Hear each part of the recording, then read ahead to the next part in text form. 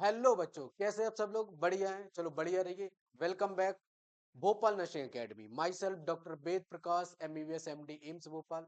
बच्चों, आप लोगों को पहले ही इन्फॉर्म कर दिया था कि हमारी ऑनलाइन जो प्लेटफॉर्म है वो स्टार्ट होने वाला है। उस पर सारी चीजें आप लोगों को प्रोवाइड कर दी जाएंगी। Booklet, test series, proper DPP भी प्रोवाइड कर दी जाएगी। टेस्ट सीरीज, वीकली भी टेस्ट सीरीज आप लोगों को ऑनलाइन ही करवाया जाएगी। ठीक है ना? अगर हम बात करें तो आज हम स्टार्ट करते हैं चैप्टर यूनिट इकोलॉजी। यूनिट हम स्टार्ट करते हैं। इकोलॉजी में भी हम स्टार्ट करते हैं इकोसिस्टम्स के बारे में। ठीक है? आज आज हमारा गोल रहेगा, जो हमारा टुडे गोल है, वो रहेगा हमारा इकोसिस्टम्स और टाइप ऑफ इकोसिस्टम्स। ठीक है ना? जो पारिस्थितिक तंत्र और पारिस्थितिक तंत्र के प्रकार। ठीक है ना? आज हमारा गोल यहीं तक है। आज हम अच्छे से पढ़ेंगे, ईमानदारी से पढ़ेंगे, सब कुछ अच्छे से जानेंगे। ठीक है ना? एक बेहतरीन धमाके तरीके से स्टार्ट करते हैं। इकोसिस्टम या पारिस्थितिक तंत्र को स्टार्ट करते हैं। सबसे पहले चैप्टर पढ़ने से पहले चैप्टर का मतलब पता होना चाहिए कि चैप्टर का मतलब क्या है। ठीक है? अगर हम यूनिट इकोलॉजी पढ़ रहे हैं तो इकोलॉजी का मतलब क्या है? इकोसिस्टम, इकोलॉजी के अंदर इकोसिस्टम चैप्टर पढ़ रहे हैं, यानी कि पारिस्थितिक तंत्र पढ़ रहे हैं, तो पारिस्थितिक तंत्र का मतलब क्या है? ठीक है ना? अगर चैप्टर का मतलब अच्छे से समझ में आ जाता है तो पूरा चैप्टर ही आसान हो जाता है समझना। ठीक है? तो सबसे पहले हम बात करते हैं यूनिट। जो यूनिट जो ऊपर डली रहती है ना, इकोलॉजी। सबसे पहले इकोलॉजी क्या होती है उसको समझेंगे, और उसके बाद हम समझेंगे उसके अंदर जो हम चैप्टर पढ़ने वाले हैं इकोसिस्टम यानी कि पारिस्थितिक तंत्र, उसको हम पढ़ेंगे। ठीक है ना? कंटिन्यू करेंगे एक धमाके तरीके से। हम स्टार्ट करते हैं एक अच्छी क्लासेस के साथ, एक अच्छे माइंड फ्रेश, एक अच्छा मूड फ्रेश के साथ अगर हम क्लास को स्टार्ट करते हैं। ठीक है ना? चलो एक धमाके तरीके से हम स्टार्ट करते हैं।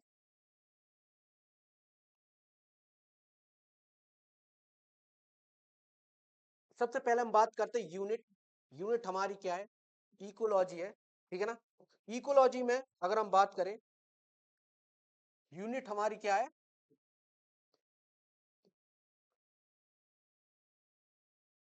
इकोलॉजी है। ठीक है ना? इकोलॉजी। ठीक है? और चैप्टर का नाम, मतलब चैप्टर का नाम क्या है? इकोसिस्टम। क्या है? इकोसिस्टम यानी कि पारिस्थितिक, पारिस्थितिक तंत्र। ठीक है ना? पारिस्थितिक तंत्र, या इसको हम क्या बोलते हैं, हम स्लैश करके परितंत्र कर देते हैं। क्या? इसको हम परितंत्र के नाम से जानते हैं। ठीक है? पारिस्थितिक तंत्र या परितंत्र, ये हमारा चैप्टर है। ठीक है? और ये हमारी इकोलॉजी के हमारी यूनिट है। ठीक है? इसको इंग्लिश में बोलते हैं हम इकोसिस्टम। क्या बोलते हैं हम इसको? Ecosystem. ठीक है? इंग्लिश में इसको क्या बोलते हैं हम? Ecosystem. ठीक है? चलो हम बात करते हैं। सबसे पहले हम बात करते हैं, हम यूनिट की बात कर लेते हैं। ठीक है? इकाई की बात कर लेते हैं कि इकाई जो हमारी इकोलॉजी है, जो पारिस्थितिकी है, उसके बारे में पहले पढ़ लेते हैं, थोड़ा इंट्रोडक्शन जान लेते हैं। ठीक है? कोई भी चैप्टर स्टार्ट करने से पहले या कोई भी अध्याय स्टार्ट करने से पहले हमें थोड़ा उस अध्याय के बारे में इंट्रोडक्शन ले लेना चाहिए। ठीक है ना? चलो थोड़ा सा एक नॉर्मल सा इंट्रोडक्शन की बात करते हैं। सबसे पहले हम बात करते हैं हम अपनी इकोलॉजी, इको इकोलॉजी की बात करते हैं। ठीक है ना? इकोलॉजी क्या होती है? ठीक है? सबसे पहले हम बात करते हैं इकोलॉजी। ठीक है? इकोलॉजी क्या होती है? जो इकोलॉजी जो शब्द है, जो इकोलॉजी शब्द है, ये क्या है? हमारा ग्रीक शब्द है। ठीक है ना? इकोलॉजी शब्द कैसा है? ग्रीक शब्द है। ठीक है? इकोलॉजी को अगर हम विखंडन करें, अगर हम उसको विभक्त करें दो भागों में, दो भागों में अगर हम उसको विभक्त करें, ठीक है, तो कैसे करेंगे विभक्त? पहला तो इको, दूसरा लॉजी। इको का मतलब क्या होता है, लॉजी का मतलब क्या होता है? ठीक है? दोनों के मतलब क्या है? अलग अलग होते हैं। इको मीन्स अलग है, लॉजी का मतलब अलग है। इको का मतलब क्या होता है? हैबिटेट यानी कि वास स्थान।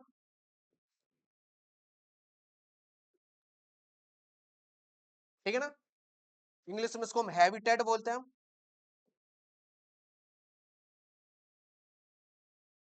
ठीक है, और लॉजी का मतलब क्या होता है, अध्ययन करना।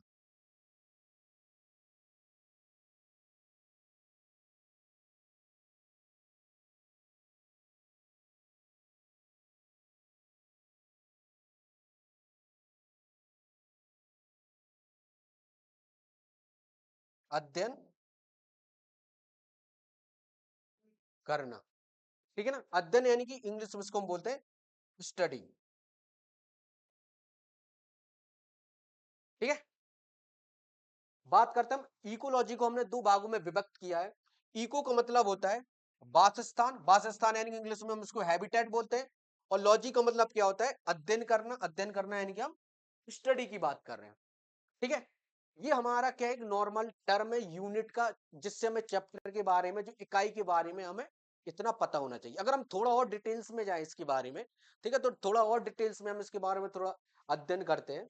ठीक है, ये तो हमारा इकोलॉजी। ठीक है, इससे हमें क्या पता चल रहा है, किसके बारे में अध्ययन कर रहे हैं, वास स्थान के बारे में अध्ययन कर रहे हैं। ठीक है ना, किसके बारे में अध्ययन कर रहे हैं, वास स्थान के बारे में अध्ययन कर रहे हैं।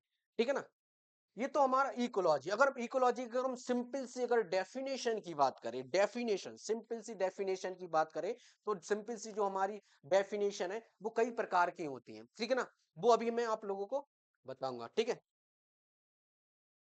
तुम सबसे पहले, ठीक है, चलते हैं हम सबसे पहले डेफिनेशन इकोलॉजी की।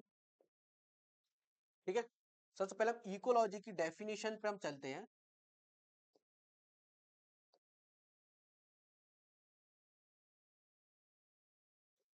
इकोलॉजी की हम डेफिनेशन पर चलते हैं, इकोलॉजी की डेफिनेशन क्या है।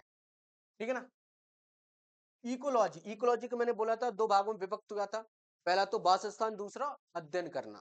ठीक है ना, इको का मतलब वासस्थान, लॉजी का मतलब होता है अध्ययन करना। ठीक है ना, तो हम किसके बारे में अध्ययन कर रहे हैं, वासस्थान के बारे में अध्ययन कर रहे हैं। अब हम दूसरा पॉइंट पे हम पकड़ के चलते हैं इकोलॉजी को।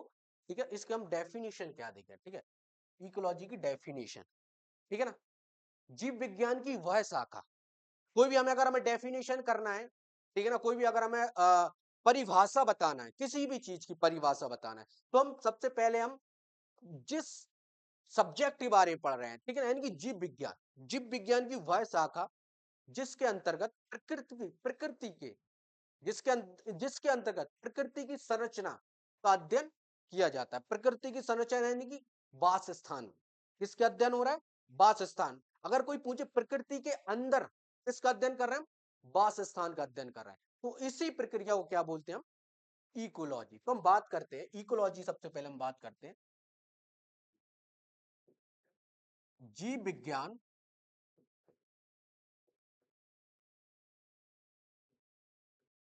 जीव विज्ञान की वह शाखा, जीव विज्ञान की वह शाखा है जिसके अंतर्गत,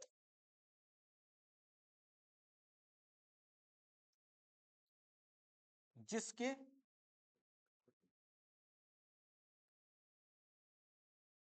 जिसके अंतर्गत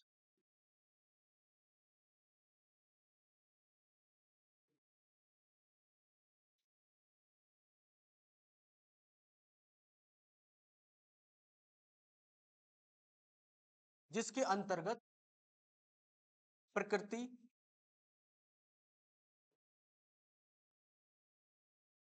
की संरचना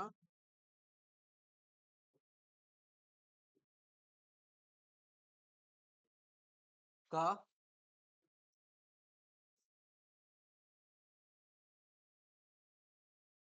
अध्ययन किया जाता है। ठीक है, इस प्रक्रिया को क्या बोलते हैं हम, इकोलॉजी। क्या बोलते हैं हम, इकोलॉजी। इकोलॉजी में से होता है जीव विज्ञान की वह शाखा, किसकी शाखा है यहाँ पे, जीव विज्ञान की शाखा है। ठीक है, यहाँ पे किस चीज की शाखा चल रही है, जीव विज्ञान की शाखा चल रही है, जिसके अंतर्गत प्रकृति की संरचना का अध्ययन किया जाता है। ठीक है ना, इस प्रक्रिया को क्या बोलते हैं हम, इकोलॉजी। ठीक है, अगर हम इसको दूसरे भाषा में भी बात करें, ठीक है, तो दूसरे भाषा में अगर हम इसको बात करें तो कैसे कर सकते हैं, ठीक है ना, तो दूसरी भाषा में अगर हम इसको बात करें कि जीव और वातावरण, जीव और वातावरण के संबंध के बारे में जो हम अध्ययन करते हैं उसको हम इकोलॉजी बोलते हैं। अगर दूसरी डेफिनेशन की बात करें, परिभाषा, तो जीव और वातावरण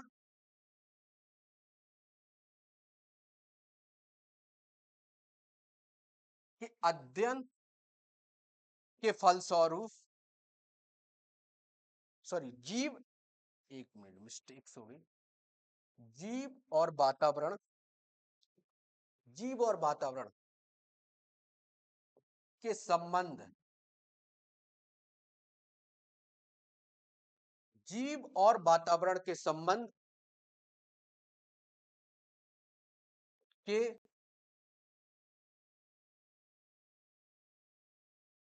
अध्ययन को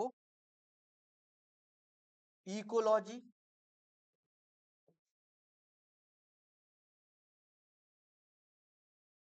कहते हैं। इकोलॉजी कहते हैं, इकोलॉजी को क्या बोलते हैं? पारिस्थितिकी। ठीक है, पारिस्थितिकी,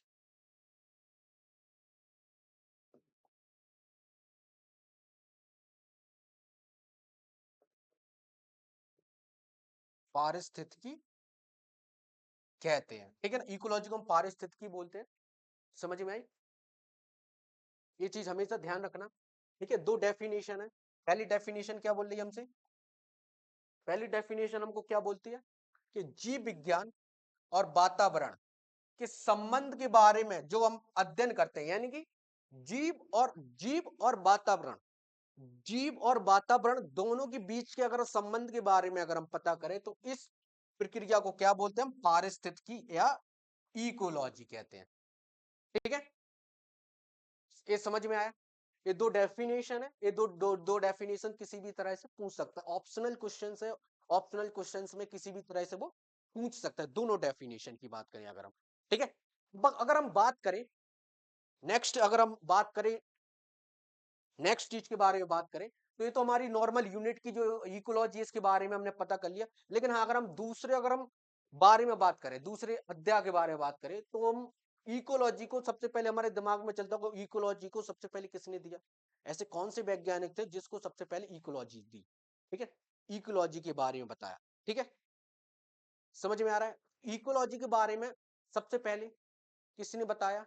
हमारे ओडम ने 1965 में, 1965 में ओडम ने 1965 में सबसे पहले इकोलॉजी को बताया। ओडम ने क्या बोला इकोलॉजी के बारे में? उन्होंने ये बोला इकोलॉजी के बारे में, जीव विज्ञान की वह शाखा जिसके अंतर्गत प्रकृति की संरचना की कार्य का अध्ययन किया जाता है। तो प्रकृति की संरचना में किसका अध्ययन कर रहे हैं? वासस्थान का। प्रकृति की संरचना में हम किसका अध्ययन कर रहे हैं? वास स्थान का अध्ययन कर रहे हैं। प्रकृति की संरचना में किसका अध्ययन कर रहे हैं? वास स्थान का अध्ययन कर रहे हैं। ठीक है ना, इसी को उन्होंने क्या बोल दिया? इकोलॉजी। और दूसरा उन्होंने बोला कि हम दूसरे तरह से भी हम इस परिभाषा को हम लिख सकते हैं कि जीव और वातावरण के बीच में जो संबंध स्थापित होते हैं, जो संबंध के बारे में जो हम अध्ययन करते हैं, उसको भी क्या बोल दिया उन्होंने? पारिस्थितिकी या इकोलॉजी। इकोलॉजी इंग्लिश वर्ड है और पारिस्थितिकी क्या है? यहाँ पे हिंदी वर्ड है। ठीक है, तो सबसे पहले अगर हम बात करें तो इकोलॉजी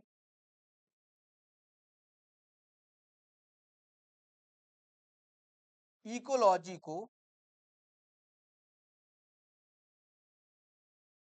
सबसे पहले ओडम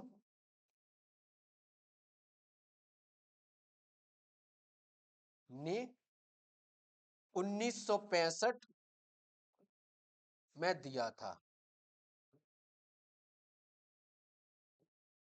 ठीक है ना, एक ओडम साइंटिस्ट थे, उन्होंने 1965 में इकोलॉजी के बारे में बताया। ठीक है ना, ये तो सारा तुम्हारा क्या है? इकोलॉजी के बारे में। ठीक है, अब हम बात करें इकोलॉजी के बारे में, बात करने से पहले ठीक है, थोड़ा और जान लेते हैं इकोलॉजी के बारे में और क्या क्या चीज है। ठीक है, ये तो यहां तक सब लोगों को समझ में आ गया होगा। ठीक है, अब हम नेक्स्ट बात करते हैं इकोलॉजी के बारे में। और ओडम ने क्या बोला? ओडम ने ये बोला इकोलॉजी में कि प्रकृति में जितने भी जीव हैं वो अकेले नहीं रहते हैं। प्रकृति में जितने भी जीव हैं वो अकेले नहीं रहते हैं। वो क्या करते हैं? उनके चारों ओर जैविक और अजैविक परिस्थितियां उपस्थित होती हैं। अब तुम लोग पूछोगे सर जैविक और अजैविक परिस्थितियां होती क्या? वो भी मैं बताऊंगा। जैविक और अजैविक परिस्थितियां उपस्थित होती हैं। यही जैविक और अजैविक परिस्थितियां प्रत्यक्ष और अप्रत्यक्ष रूप से एक दूसरे को प्रभावित करते रहते हैं। ठीक है ना?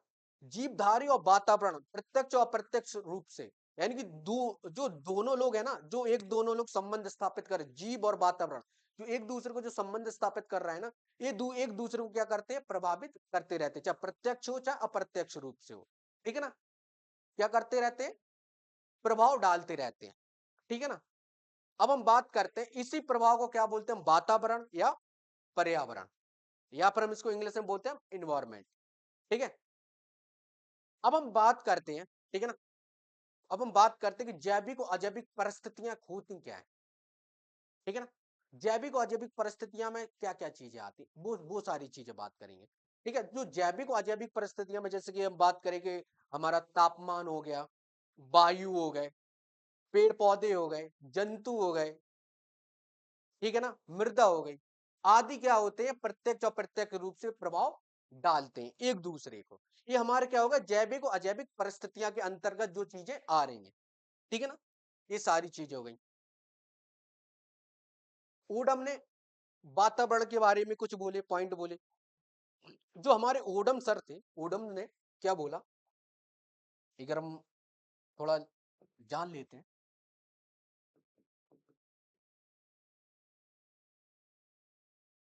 ओडम के अनुसार,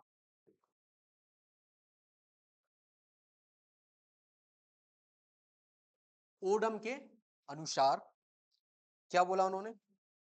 ओडम के अनुसार क्या, प्रकृति में कोई भी जीव अकेला नहीं रहता है। प्रकृति में कोई भी जीव, कोई भी जीव अकेला नहीं रह सकता है। और ओडम ने क्या बोला? ओडम के अनुसार प्रकृति में कोई भी जीव अकेला नहीं रह सकता है। ठीक है ना? उसके चारों ओर, उसके उसके चारों ओर जैविक अथवा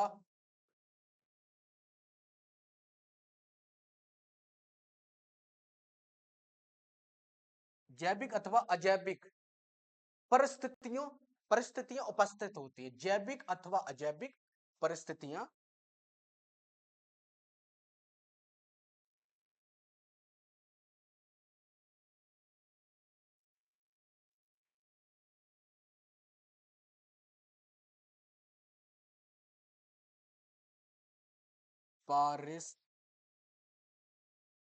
परिस्थितियां उपस्थित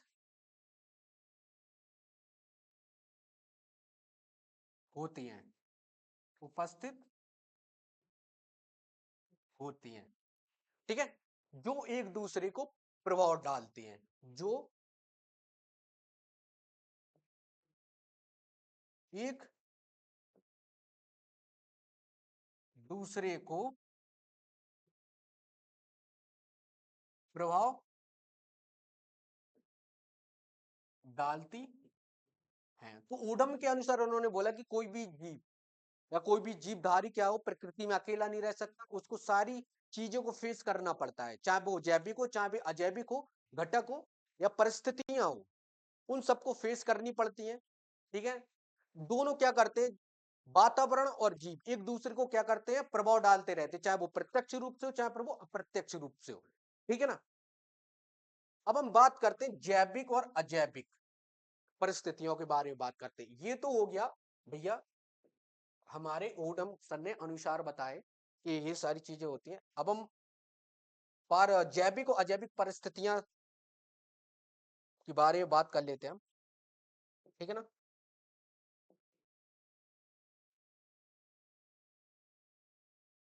जैविक अथवा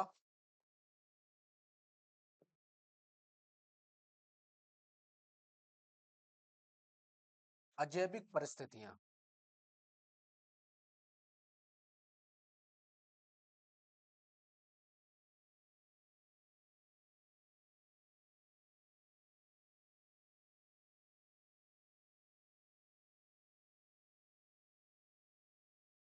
जैविक अथवा अजैविक परिस्थितियों के बारे में बात कर लेते हैं। इसके अंतर्गत क्या क्या चीजें आती हैं।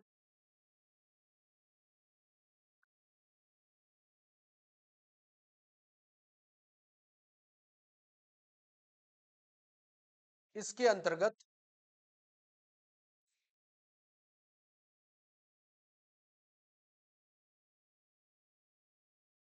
इसके अंतर्गत तुम्हारी क्या चीजें आ जाएंगी। मृदा, वायु, तापमान और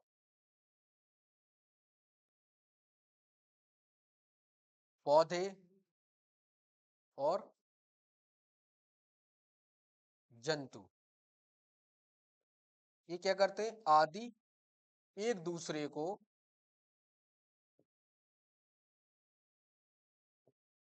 एक दूसरे को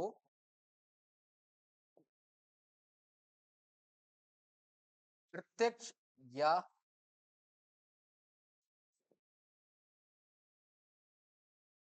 अप्रत्यक्ष रूप से प्रभावित करते हैं।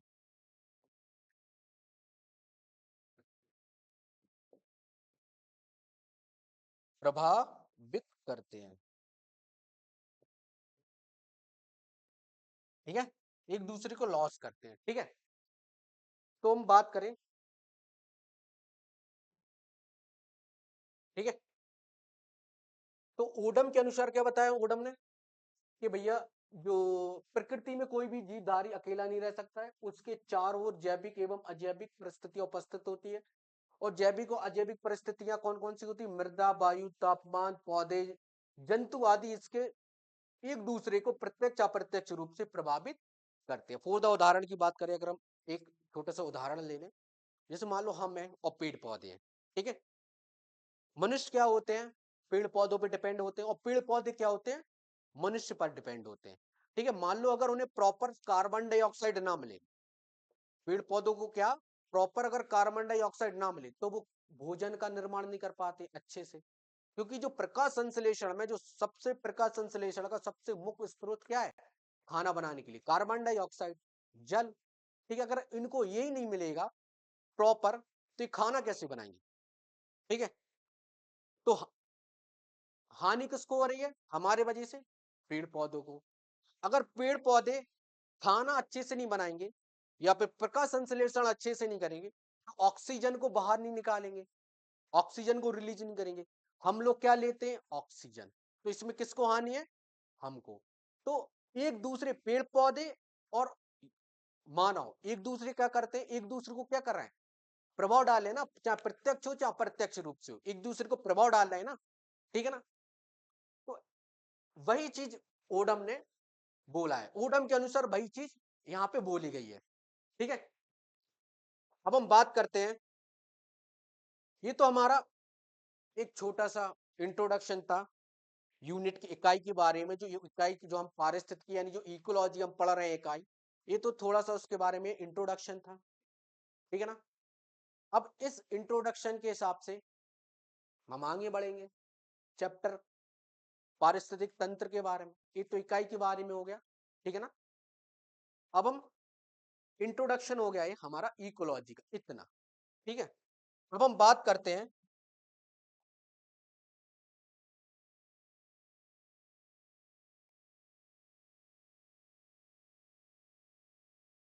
अब हम बात करते हैं सीधा पारिस्थितिक तंत्र के बारे में। ठीक है, पारिस्थितिक तंत्र होता क्या है? ठीक है, पारिस्थितिक तंत्र, एक मिनट, ठीक है, पारिस्थितिक तंत्र होता क्या है और पारिस्थितिक तंत्र कितने प्रकार के होते हैं। ठीक है, तो हम पारिस्थितिक तंत्र के बारे में पढ़ते हैं अच्छे से। पारिस्थितिक तंत्र क्या होता है, क्या नहीं होता है, तो हम इसके बारे में अच्छे से हम अध्ययन करेंगे। ठीक है, ये तो हमारी इकाई थी जो हमने अच्छे से पढ़ी है, इकाई। ठीक है, अब इस इकाई में हम क्या करेंगे, चैप्टर पढ़ेंगे पारिस्थितिक तंत्र, जिसको हम अच्छे तरीके से करेंगे दिमाग फ्रेश ब्रेन के साथ। जो अभी हमने इकाई के बारे में सारी चीजें पढ़ी हैं, इंट्रोडक्शन है, हम लोगों को समझना चाहिए, पढ़ना चाहिए। ठीक है, समझ में आई? हाँ, अब हम बात करते हैं। ठीक है, अब हम पारिस्थितिक तंत्र चैप्टर के बारे में बात करते हैं। ठीक है, ये तो हमारी इकाई के बारे में थोड़ा सा इंट्रोडक्शन था, जो सब बच्चों को पता होना चाहिए। ठीक है, चैप्टर के बारे में चलते हैं। परितंत्र स्लैश करके या पारिस्थितिक तंत्र।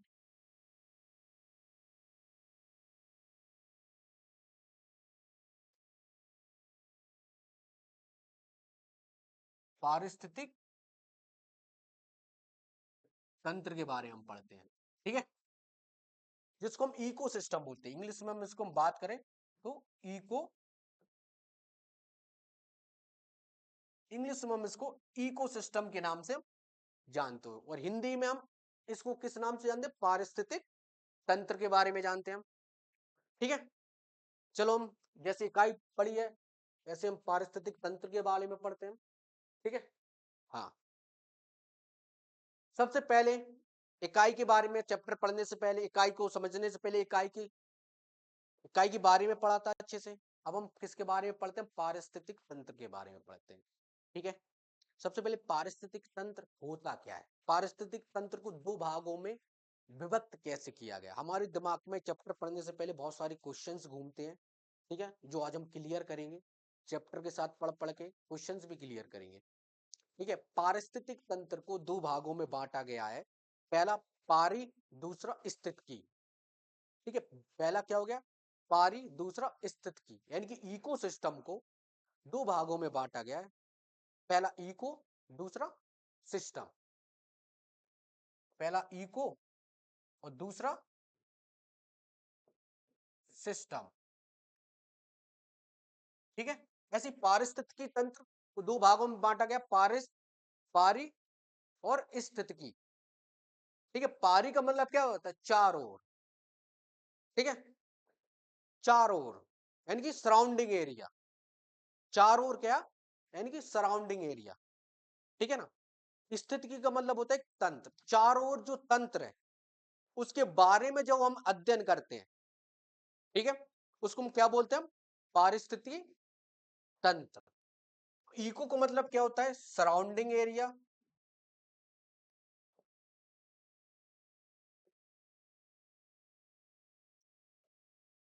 और सिस्टम का मतलब यहाँ पे हम सिस्टम के बारे में स्टडी कर रहे हैं, यानी कि स्टडी, जिसके बारे में हम स्टडी कर रहे हैं।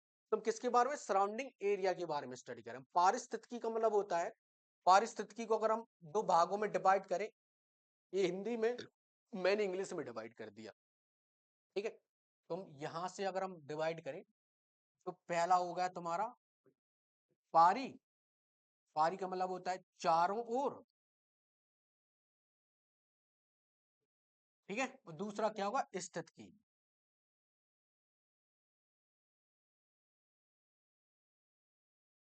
स्थितिकी का मतलब क्या हो गया, तंत्र यानी कि सिस्टम, और दूसरा तो सिस्टम है ये, यानी कि पारिस्थितिकी तंत्र। अगर हम एक अच्छी डेफिनेशन की बात करें तो पारिस्थितिकी तंत्र क्या होता है, जीव विज्ञान की वह शाखा जिसके अंदर, जिसके अंतर्गत, जीव विज्ञान की वह शाखा जिसके अंतर्गत प्रकृति के चारों ओर, प्रकृति के चारों ओर जो तंत्र प्रकट होता है उसको क्या बोलते हैं, पारिस्थितिकी तंत्र।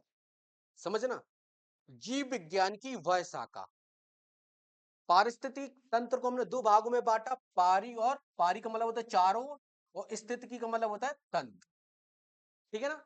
तो हमें यहां से समझ में आ जाना चाहिए था कि भैया हम किसकी किसके बारे में अध्ययन कर रहे हैं। हम चारों ओर जो तंत्र प्रकट हो रहा है उसको क्या बोलते हैं हम, पारिस्थितिक तंत्र बोलते हैं। ठीक है, अब हम इसकी नॉर्मल से अगर डेफिनेशन की बात करें तो डेफिनेशन ये है। देखो अलग अलग डेफिनेशन है, जैसे हमने इकोलॉजी के बारे में दो बताई थी, इसके बारे में भी मैं बताऊंगा। ठीक है ना। तो पारिस्थितिक जो तंत्र होता है, पारिस्थितिक तंत्र ऐसा तंत्र, जीव विज्ञान की वह शाखा जिसके अंतर्गत प्रकृति के चारों ओर जो तंत्र प्रकट होता है उसको क्या बोलते हैं हम, पारिस्थितिक तंत्र। पहली परिभाषा। दूसरी परिभाषा के बारे में बात करते हैं तो दूसरी परिभाषा क्या है, तो दूसरी परिभाषा के बारे में ध्यान सुनना कि जीव और वातावरण के बीच में जो संबंध स्थापित हो रहे हैं, उस संबंध स्थापित होने के कारण जो तंत्र प्रकट हो रहा है उसको उसको भी क्या बोले हम, पारिस्थितिक तंत्र। दो डेफिनेशन है ना, दो परिभाषा है ना। पहली परिभाषा क्या बोल रही है, जीव विज्ञान की वह शाखा जिसके अंतर्गत प्रकृति के चारों ओर, यानी कि पूरा प्रकृति है उसके चारों ओर जो तंत्र प्रकट हो रहा है उसको पारिस्थितिक तंत्र बोल रहे हैं। दूसरी परिभाषा क्या बोल रही है, जीव और वातावरण दोनों के बीच में जो संबंध स्थापित हो रहे हैं, जीव और वातावरण दोनों के बीच में जो संबंध स्थापित हो रहे हैं, उस संबंध स्थापित होने के कारण जो तंत्र प्रकट हो रहा है उसको क्या बोल रहे हैं, या दिखाई दे रहा है उसको क्या बोल रहे हैं, पारिस्थितिक तंत्र। ठीक है, पारिस्थितिक तंत्र को सबसे पहले एक वैज्ञानिक थे, इंग्लैंड के वैज्ञानिक थे, उन्होंने 1935 में 1935 या 1935 में उन्होंने पारिस्थितिक तंत्र को दिया था। अब वो वैज्ञानिक का नाम है एजी टेंसले। क्या नाम है, एजी टेंसले। ये हमारे वैज्ञानिक हैं। ठीक है, तो हम सबसे पहले हम पारिस्थितिक तंत्र के बारे में पढ़ लेते हैं। देखो यहाँ पे मैंने इंग्लिश में समराइज किया है और यहाँ पे मैंने हिंदी में समराइज किया है। ठीक है ना, दोनों को विखंडित करके किया है मैंने। ठीक है, अब हम बात करते हैं पारिस्थितिक तंत्र के बारे में, हम पढ़ लेते हैं, डेफिनेशन पढ़ लेते हैं। ठीक है, पारिस्थितिक तंत्र की डेफिनेशन पढ़ लेते हैं।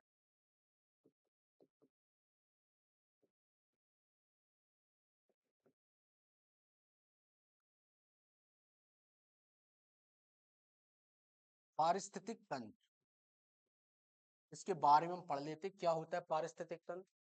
पारिस्थितिक तंत्र जीव विज्ञान की वह शाखा भी जो बताई थी मैंने,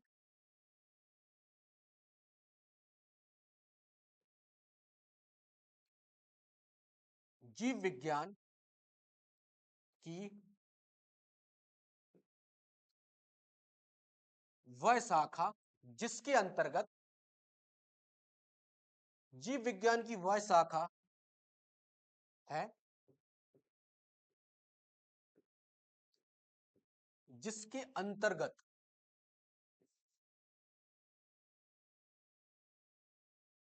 जिसके अंतर्गत प्रकृति, जिसके अंतर्गत प्रकृति के चारों ओर, प्रकृति के चारों ओर, जिसके अंतर्गत प्रकृति के चारों ओर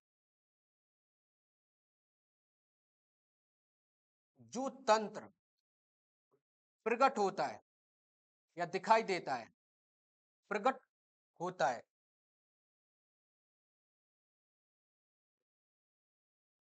या फिर स्लैश में कर लेना, दिखाई देता है, उसको हम क्या बोलते हैं, पारिस्थितिक तंत्र। ये तो हो गया पहला। पारी का मतलब होता है चारों ओर, स्थिति का मतलब होता है तंत्र या अध्ययन करना। किसके बारे में अध्ययन कर रहे हैं, तंत्र जो हमारी प्रकृति के चारों ओर जो तंत्र, प्रकृति के चारों ओर जो तंत्र प्रकट हो रहा है, दिखाई दे रहा है, उसको क्या बोलते हैं हम, पारिस्थितिक तंत्र। या फिर हम इको को हम नेचर बोले, पार देखो पारी को हम नेचर भी प्रकृति भी बोल सकते हैं।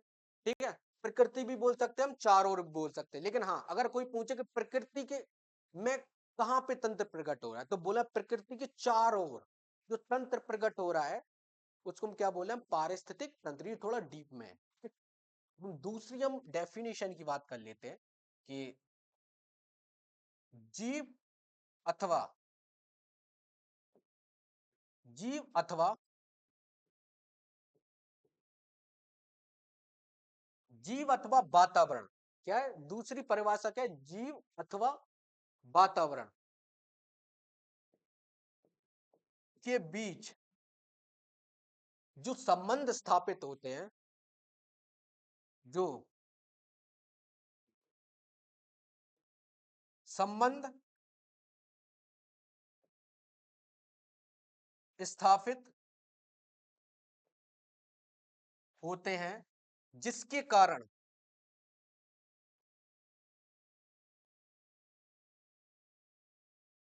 जिसके कारण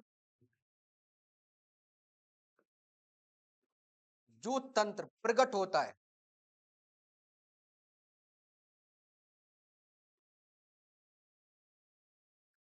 उसको क्या बोलते हैं, पारिस्थितिक तंत्र। ये दोनों परिभाषाएं, दोनों परिभाषा क्या है, सबसे इंपॉर्टेंट चीज है, ठीक है ना, समझने के लिए। तो ये ज्यादातर दोनों में से किसी में भी क्वेश्चंस ऑब्जेक्टिव बना सकता है, ठीक है ना। तो इसलिए तुम लोगों को क्या करना है ना, दोनों अच्छे से पढ़ना है, ठीक है। समझ समझ के चल रहा है, एक एक चीज, एक एक पॉइंट समझेंगे, एक एक शब्द को समझेंगे हम, ठीक है ना। चलो अब हम बात करते हैं इनके जो पारिस्थितिक जो बारे में दिया है। अब हम बात करते हैं कि जो पारिस्थितिक तंत्र है, इस शब्द को सबसे पहले एजी टेंसले ने 1935 में दिया था, ठीक है। अब हम बात करते हैं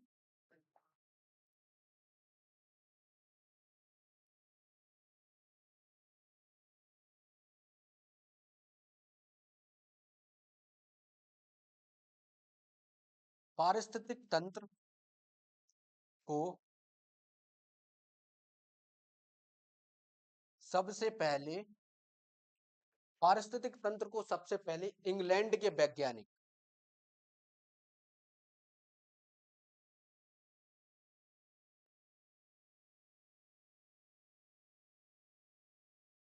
इंग्लैंड के इंग्लैंड के वैज्ञानिक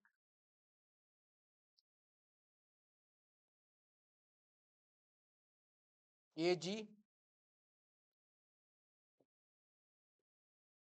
टेंसले एजी टेंसले ने दिया था, ठीक है। तो सबसे पहले समझ में आना चाहिए कि पारिस्थितिक तंत्र को किस वैज्ञानिक ने दिया, ठीक है ना, और कौन सी सन में दिया। तो यहाँ पे सन लिख लेना, सन है 1935। 1935 में उन्होंने एजी टेंसले ने पारिस्थितिक तंत्र को दिया। ये कहाँ के थे, इंग्लैंड के रहने वाले थे, ठीक है ना। ये कहाँ के रहने वाले थे, इंग्लैंड के, ठीक है ना। ये इंग्लैंड के निवासी है, ठीक है, एजी टेंसले, जो पारिस्थितिक तंत्र को इन्होंने दिया था, ठीक है। ये तो हमारी पारिस्थितिक तंत्र के बारे में हो गया सबसे अच्छे से, ठीक है ना। यहाँ से सबसे समझ में आ रहा होगा अच्छे से, ठीक है। हम नेक्स्ट जब हम चलते हैं पारिस्थितिक तंत्र के बारे में, हम और हम दूसरा पॉइंट पढ़ते हैं,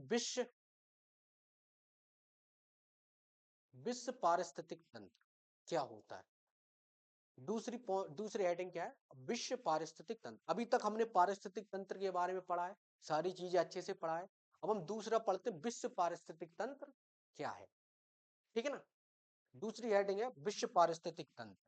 तो विश्व पारिस्थितिक तंत्र क्या है, विश्व पारिस्थितिक तंत्र कैसे बना, ठीक है ना, इसमें क्या क्या चीज है विश्व पारिस्थितिक तंत्र में, ठीक है ना। ये सारी चीजें हम पढ़ेंगे अच्छे से। तो हम बात करते हैं विश्व पारिस्थितिक तंत्र के बारे में, बात करते हैं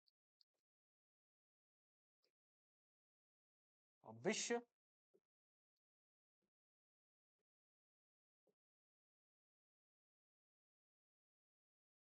विश्व पारिस्थितिक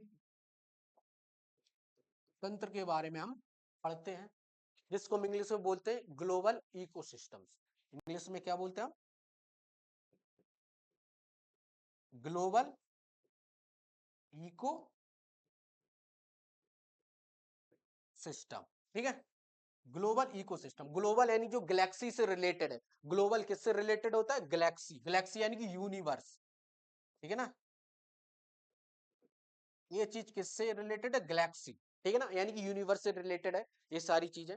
ठीक है, अब हम बात करते हैं विश्व पारिस्थितिक तंत्र, नाम बड़ा है, काम भी बड़े होंगे इनके। ठीक है ना, विश्व पारिस्थितिक तंत्र क्या होता है? विश्व पारिस्थितिक तंत्र, विश्व की बात कर रहा है तो हम हमारे दिमाग में चलना चाहिए जीव मंडल के बारे में। किसके बारे में? जैव मंडल के बारे में चलना चाहिए। ठीक है, जैव मंडल क्या है उसके बारे में पढ़ेंगे, विश्व पारिस्थितिक तंत्र में कैसे जैव मंडल आया।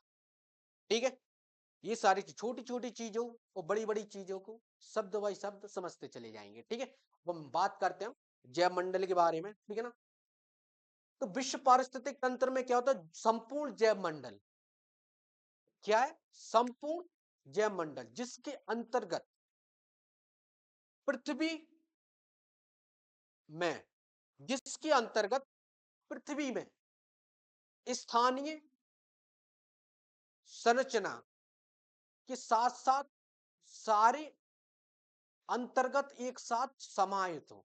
स्थानीय संरचना के साथ साथ सारे अंतर्गत एक साथ समाहित हो, इस प्रक्रिया को क्या बोलते हैं? विश्व पारिस्थितिक तंत्र। चलो सबसे पहले हम लिख लेते हैं, उसके बारे में हम समझेंगे अच्छे से। ठीक है,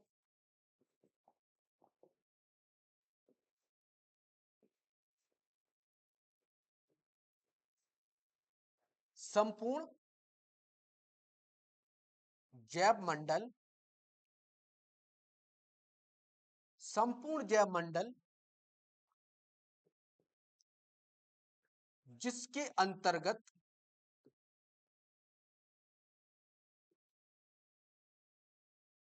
पृथ्वी के सभी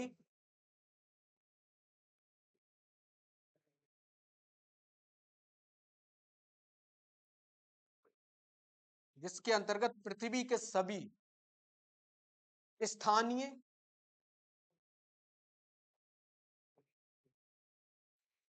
संरचना समाहित होते हैं। स्थानीय संरचना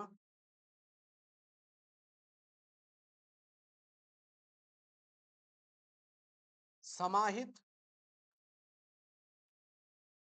होती हैं, इस प्रक्रिया को क्या बोलते हैं? विश्व पारिस्थितिक तंत्र। ठीक है ना, अब विश्व पारिस्थितिक तंत्र में पृथ्वी की कैसे सारी संरचना समाहित होती हैं। ठीक है, ये सारी चीजें हम पढ़ेंगे अभी।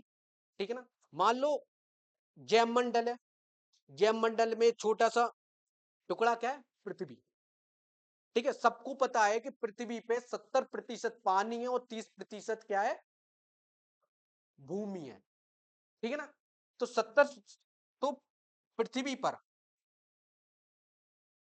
सबको पता है कि पृथ्वी पर जल 70% है और भूमि कितनी प्रतिशत है? 30%। ठीक है, सबको पता है। ठीक है, जैव मंडल में छोटा सा वाइटल पार्टिकल, यानी कि एक वाइटल पार्टिकल, छोटा सा पार्टिकल, छोटा सा टुकड़ा क्या है? पृथ्वी है। उस पृथ्वी में 70% जल है और 30% पानी है। अगर हम जल की बात करें, छोटे से पृथ्वी के भाग में छोटा सा एक तालाब रहेगा। तालाब से तालाब धीरे धीरे बढ़ता गया, किसमें बदल गया? नदी में। नदी धीरे धीरे बदलती चली गई, यानी कि बढ़ती चली गई, तो नदी किसमें बदल गई? सागर में। सागर धीरे धीरे बढ़ता चला गया, वो किसमें चला गया? महासागर में।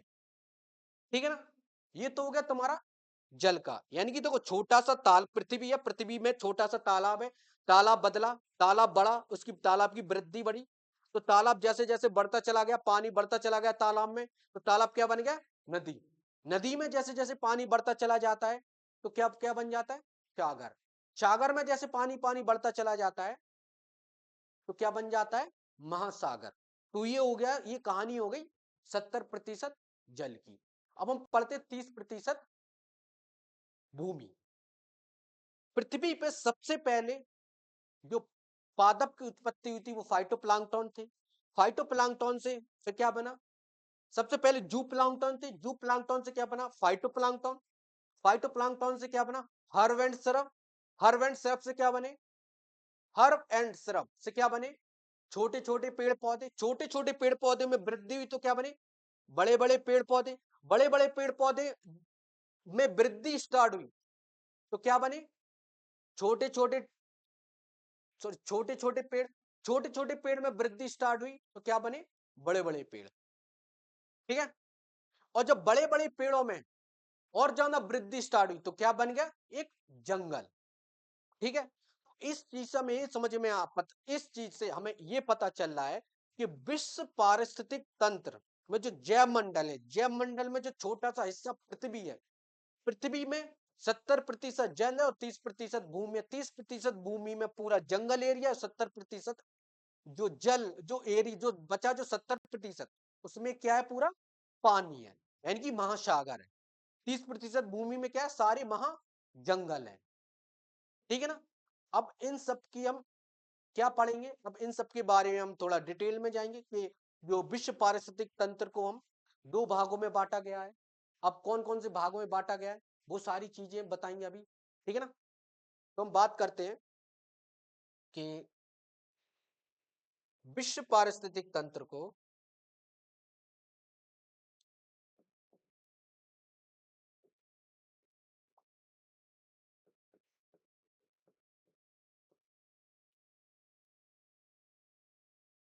विश्व पारिस्थितिक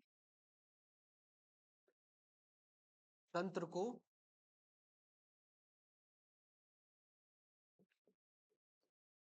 दो भागों में बांटा गया है। पहला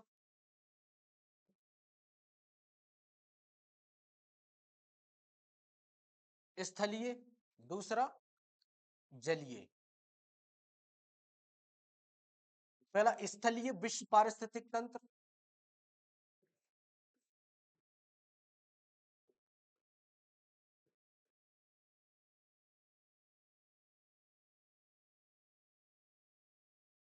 दूसरा क्या होगा? जलीय विश्व पारिस्थितिक तंत्र। जलीय विश्व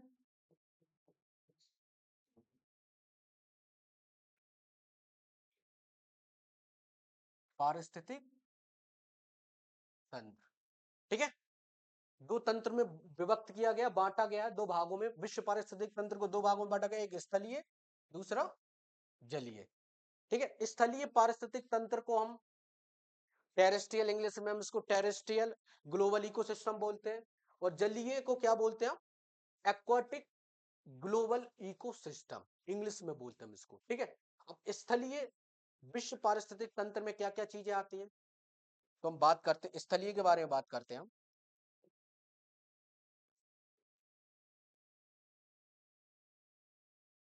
स्थलीय में क्या क्या चीजें आती हैं? ठीक है। जैसे कि स्थलीय में तुम्हारे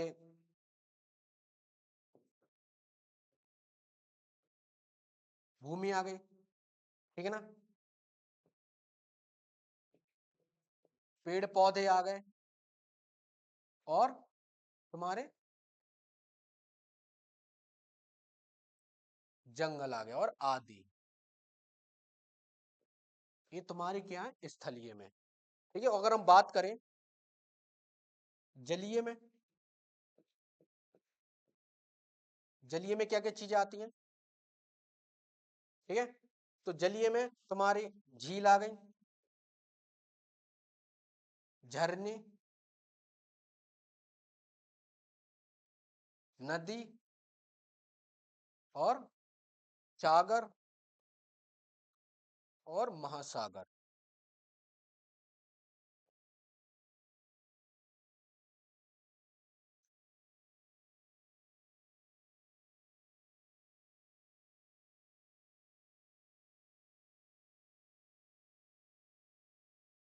महासागर, ये सारी चीजें आ गई। ठीक है। स्थलीय में क्या क्या आ गया? भूमि, पेड़ पौधे, जंगल आदि, मानी कि पर्वत भी आ जाएगा तुम्हारा। ठीक है। स्थलीय में। ठीक है ना। वनस्पति भी आ जाएगा, वनस्पति पारिस्थितिक तंत्र आ जाएगा। ठीक है। पर्वतीय पारिस्थितिक तंत्र आ जाएगा। ठीक है। ये तुम्हारी स्थलीय में है। जलीय में झील, झरने, नदी, सागर, और महासागर, ये सारी चीजें तुम्हारी किस में आ जाएंगे, स्थलीय में आ जाएंगे। ठीक है ना, ये सारी चीजें हो गई ना। ठीक है, अब हम बात करते हैं, नेक्स्ट हम बात करते हैं टाइफोलॉजी। ठीक है ना, टाइफोलॉजी क्या होती है, टाइफोलॉजी के बारे में हम पढ़ते हैं। ठीक है,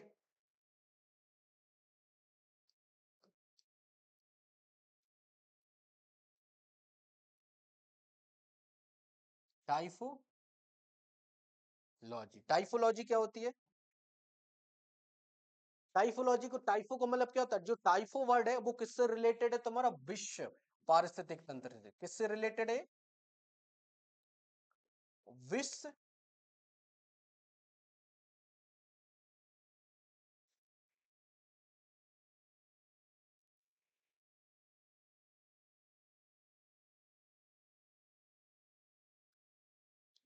विश्व पारिस्थितिक तंत्र से रिलेटेड है। और लॉजी का मतलब क्या होता है, लॉजी का मतलब होता है अध्ययन करना, ये पहले भी बता दिया था, अध्ययन करना। तो हम किसका अध्ययन कर रहे हैं, विश्व पारिस्थितिक तंत्र का अध्ययन कर रहे हैं। ठीक है, तुम अगर इसका हम डेफिनेशन लिखे तो कैसे लिखेंगे टाइफोलॉजी में। ठीक है ना, टाइफो का मतलब होता है विश्व पारिस्थितिक तंत्र और लॉजी का मतलब होता है अध्ययन करना। तो किसके बारे में अध्ययन कर रहे हैं, विश्व पारिस्थितिक तंत्र के बारे में अध्ययन कर रहे हैं। अगर हम इसके बारे में अगर परिभाषा लिखें तो जीव विज्ञान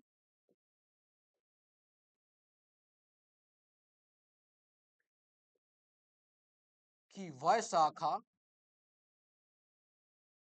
है जिसके अंतर्गत, जिसके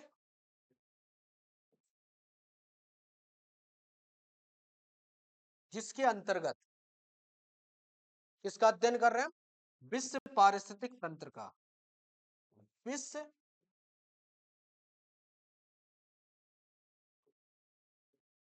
पारिस्थितिक तंत्र का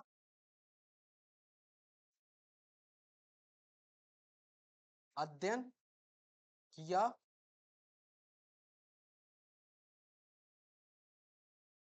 जाता है। ठीक है ना, तो किसका अध्ययन कर रहे हैं हम यहाँ पे, विश्व पारिस्थितिक तंत्र का अध्ययन कर रहे हैं, ये वाला विश्व पारिस्थितिक तंत्र का अध्ययन कर रहे हैं। ठीक है ना, इसी प्रक्रिया को बोलते हैं हम टाइफोलॉजी। टाइफो का मतलब होता है विश्व पारिस्थितिक तंत्र से, ये जो शब्द है जो रिलेटेड है। ठीक है, और लॉजी का मतलब अध्ययन करना, तो समझ जाओ अच्छे से, किसका अध्ययन करें, विश्व पारिस्थितिक तंत्र का अध्ययन करें, इसी को बोलते हैं टाइफोलॉजी। ठीक है ना, चलो हम इतना ही रखते हैं। ठीक है ना, आगे जो हम विश्व पारिस्थितिक तंत्र, यानी कि जो पारिस्थितिक तंत्र कितने प्रकार के होते हैं, इनके पारिस्थितिक तंत्र के घटक, ये सारी चीजें हम नेक्स्ट वीडियो में पढ़ेंगे। ठीक है ना, इसके लिए थैंक